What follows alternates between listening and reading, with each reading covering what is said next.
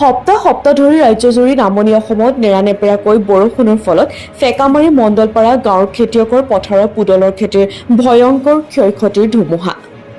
আজি দক্ষিণ শালমৰা মানকাছা জিলাৰ সদৰ হাট শিঙিমাৰী ফেকামাৰীৰ লগতে মণ্ডলপাৰা গাঁৱৰ খেতিয়কৰ পথাৰত পুদলৰ খেতিৰ কৃষকৰ মুখৰ হাঁহি বানে কঢ়িয়াই নিয়ে।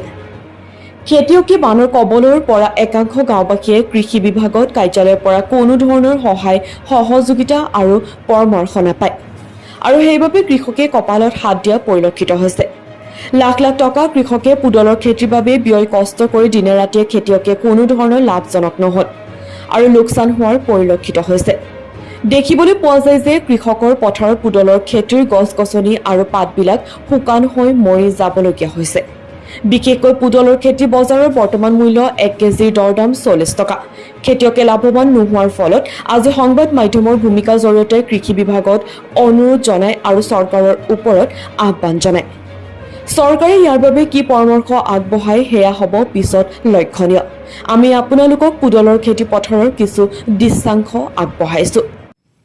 আপোনাৰ নাম? মোৰ নাম ৰফিক আলম, আপোনাৰ ঘৰ? ফেকামাৰী মণ্ডলপাৰা। কি ক'ব, পুতলৰ খেতি কৰিছে আপুনি? মই পুতলৰ আবাদ কৰিছোঁ। কৰি মই আজি বৰষুণৰ পানীত আৰু বৰ্ষাৰ পানীত মোৰ পুতল খেতি ধ্বংস হৈ গ'ল। কিন্তু মই বহুত চেষ্টা কৰি আছোঁ যে টিকানিৰ কাৰণত পুতল খেতিটো টিকাব পৰা নাই আজিলৈকে।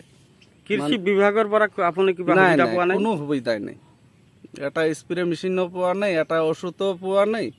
মোৰ গছ যে আছে তাক দেখিবলৈ অহা নাই এতিয়ালৈকে। এই গছবিলাক দেখিবলৈ পোৱা গৈছে যে মৰি মৰি গৈছে। হা, কিহৰ বাবে? এইটো বৰষুণ আৰু বৰ্ষাৰ পানীৰ কাৰণে।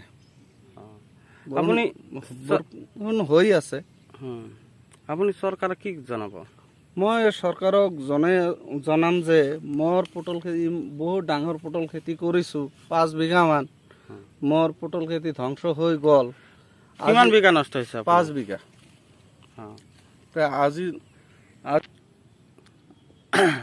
আজি মই বহুত ক্ষতিগ্ৰস্ত হৈছোঁ।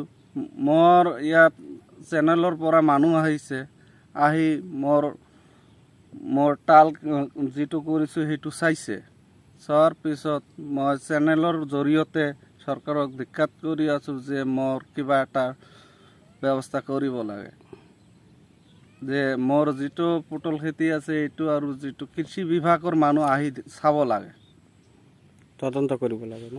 তদন্ত কৰিব লাগে। যে যদি নাহে মই কি কৰিম? সেইকাৰণে চেনেলে আহিছে, মোৰ ভাল লাগিছে। চেনেলৰ পৰা জৰিয়তে যদি এইটো হৈ যায় ভালেই হ'ব আৰু মোৰ। বৰ্তমান বজাৰত মূল্য কিমান পটলৰ? 40 টকা কিলো আছে। তাৰে ভিতৰত আপোনাৰ মানে কিমান কেজি বিক্ৰী কৰিছে? মই কেজিটো ক'ব নোৱাৰোঁ, 2 লাখ মান টকাৰ বিক্ৰী কৰিছোঁ। কিমান টকা বৰ্তমান লোকচানত আছে আপোনাৰ? আৰু 3 লাখ মান আছে আৰু। মানকাছাৰৰ পৰা মনিৰুল ইছলামৰ ৰিপৰ্ট, নিউজ 24।